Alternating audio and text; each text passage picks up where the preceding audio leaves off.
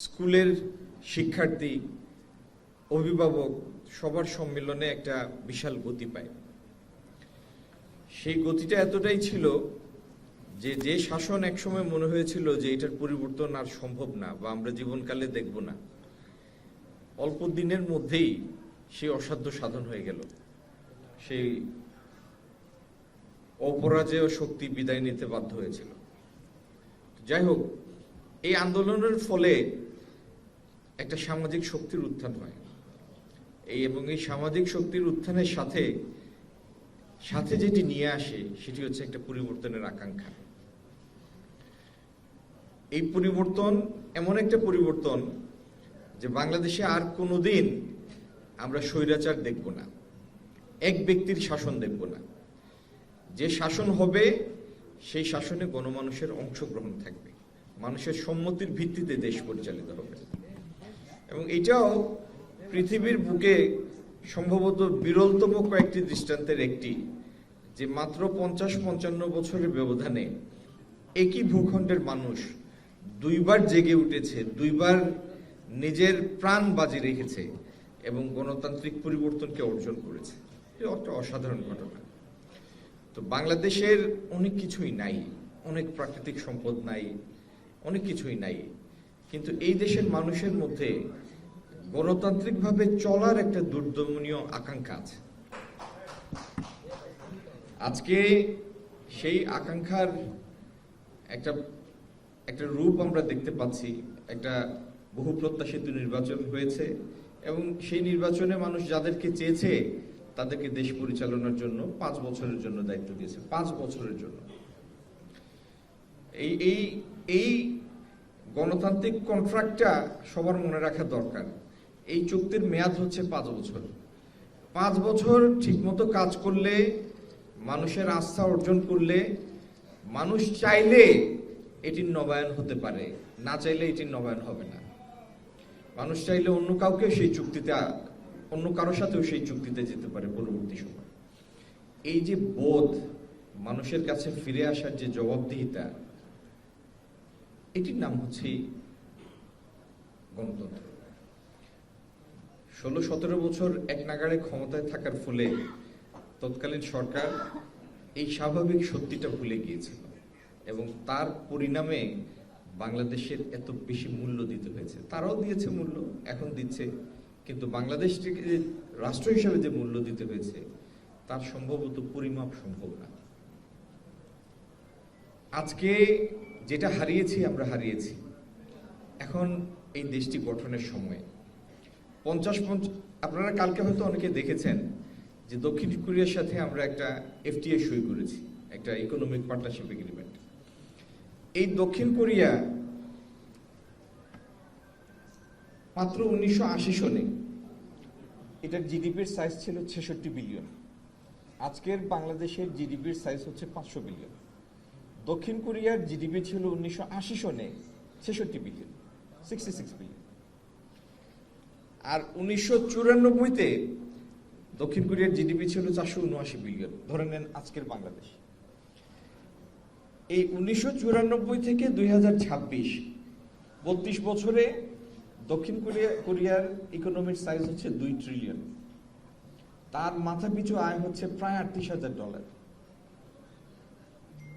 তার মানে একটা ভালো শাসন, একটা ভালো লিডারশিপ, যার পরিবর্তনের কমিটমেন্ট আছে, সততা আছে, নিষ্ঠা আছে, দেশপ্রেম আছে, ভালো পরিকল্পনা আছে, তার পক্ষে একটা দেশকে 20-25 বছরের মধ্যে একটা অনন্য উচ্চতায় নিয়ে যাওয়া অসম্ভব কিছু না।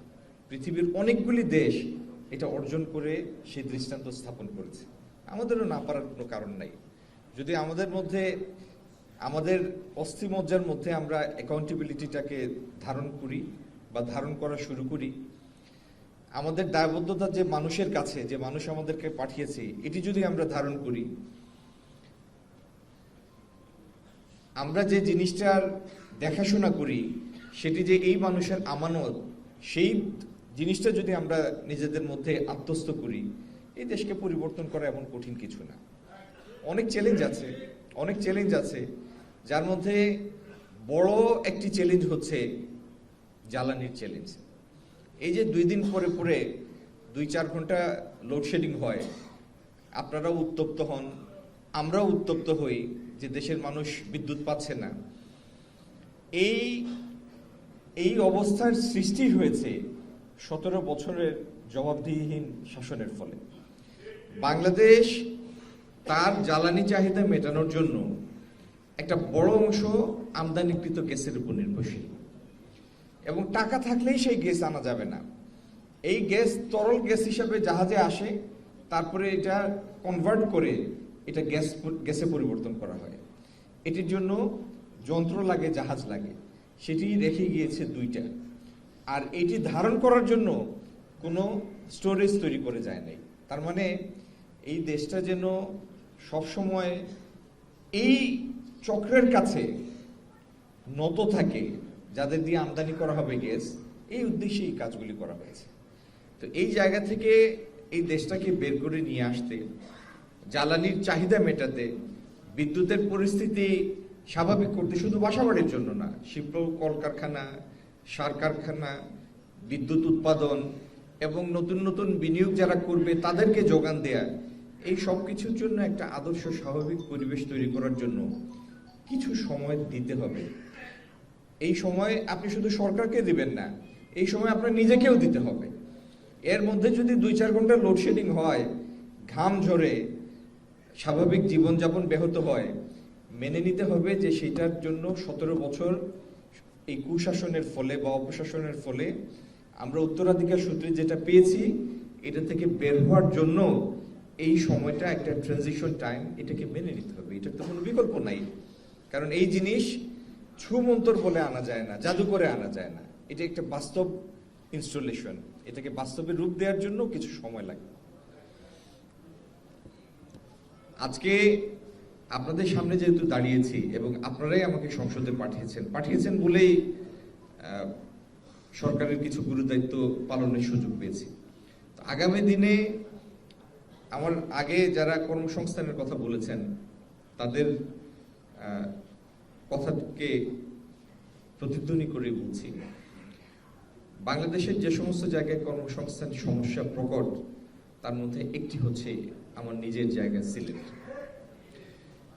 সিলেটে 2টি বিসিক আছে, একটি 27 নম্বর ওয়ার্ডের গোটাটি করে, আরেকটি হচ্ছে খাদিমপাড়ায়। 2 বিসিকের সম্মিলিত আয়তন হচ্ছে 30 একর। আল্লাহর মেহেরবানিতে এই বছরে আমরা কাজ শুরু করব নতুন বিসিকের। নতুন বিসিকটির আয়তন হবে 187 একর।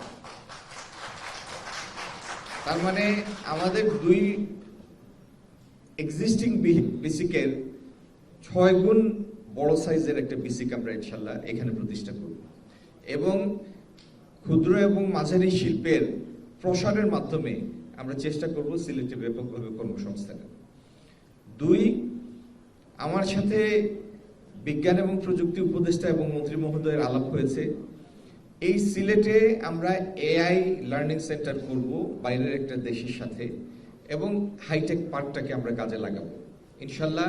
এটিও আপনারা দেখবেন, কিছুদিনের মধ্যে এটার প্রতিফলন দেখবেন।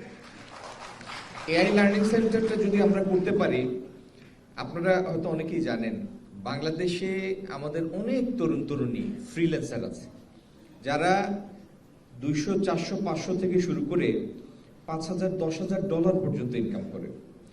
কেউ কেউ $60,000-70,000 ইনকাম করে মাসে, এরকম ফ্রিল্যান্সারও আছে। এবং এই উদ্যমী তরুণ তরুণীদের সঠিকভাবে প্রশিক্ষিত করার জন্য এই এআই লার্নিং সেন্টারটা আমরা করবো ইনশাল্লাহ সিলেটে।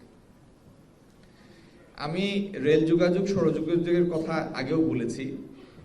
যেই সময়টা আমরা সিলেট ঢাকা সড়ক যোগাযোগ সম্পন্ন করব, 28-এ ইনশাল্লাহ শেষ হয়ে যাবে 6 লেন। একই সময়ে সিলেট চট্টগ্রাম সড়ক যোগাযোগও সম্পন্ন হবে। কারণ আমরা যদি এখানে মিল ফ্যাক্টরি দেখতে চাই, আগামী দিনে কর্মসংস্থান দেখতে চাই, তাহলে পোর্টের সাথে, চিটাগং বন্দরের সাথে আমাদের কানেকশনটাও একটা ভালো কানেকশন হতে হবে। সেই জন্য যে সময়ে ঢাকা সিলেট সড়ক শেষ হবে, সড়কও শেষ হবে, যে সময় আখাউড়া সিলেট রেল লাইনের কাজ সম্পন্ন হবে, একই সময় সিলেট চিটাগং রেল লাইনের কাজও সম্পন্ন হবে, যাতে আমরা পণ্যবাহী ট্রেন, কন্টেইনারবাহী ট্রেন 4 ঘন্টা 5 ঘন্টার মধ্যে চিটাগংকে পাঠাতে পারি, সেটা হচ্ছে আমাদের আগামী দিনের লক্ষ্য। উন্নয়ন একটা সম্মিলিত প্রয়াস, আর তার থেকে বড় প্রয়োজন যেটা হচ্ছে আমাদের যে তারুণ্যের যে শক্তি, এটি যেন সামাজিক শক্তি হিসেবে টিকে থাকে এবং তার মধ্যে কোনো অংশ 1 হোক 2 হোক 5 হোক 10 জন কোনো লোভী বা ব্যক্তিগত স্বার্থ সিদ্ধির উদ্দেশ্যে কেউ যেন এদের মধ্যে না ঢুকে আমাদের এই সামাজিক শক্তিকে বিনষ্ট করতে না পারে। এটি হচ্ছে এই দেশকে এগিয়ে নিয়ে যাওয়ার জন্য একটা অন্যতম প্রাথমিক শর্ত। কারণ এই তারুণ্যের শক্তি একটা দেশকে ভালোর দিকেও নিয়ে যাওয়ার সক্ষমতা রাখে, একটা দেশকে নষ্ট করার সক্ষমতা রাখে। আমাদের এই তারুণ্য দেখিয়েছে যে তারা দেশকে উদ্ধার করার সামর্থ্য রাখে, আর তাদের প্রতি এই দেশের প্রতিদান হবে, সঠিক প্রতিদান হবে এই সামাজিক শক্তির শক্তিমত্তাকে অক্ষুণ্ণ রেখে তাদেরকে দেশের কাজে লাগিয়ে দেশকে এগিয়ে নিয়ে যাওয়া। তো আগামী দিনে সেরকম একটা বাংলাদেশ আমরা অর্জন করব, সেই জন্য এই তারুণ্যের শক্তিকে কাজে লাগাবো, আর এই তারুণ্যের শক্তিকে কেউ যেন বিপথে পরিচালিত না করতে পারে, সেজন্য আমরা সজাগ থাকবো। ধন্যবাদ সবাইকে। আসসালামু আলাইকুম।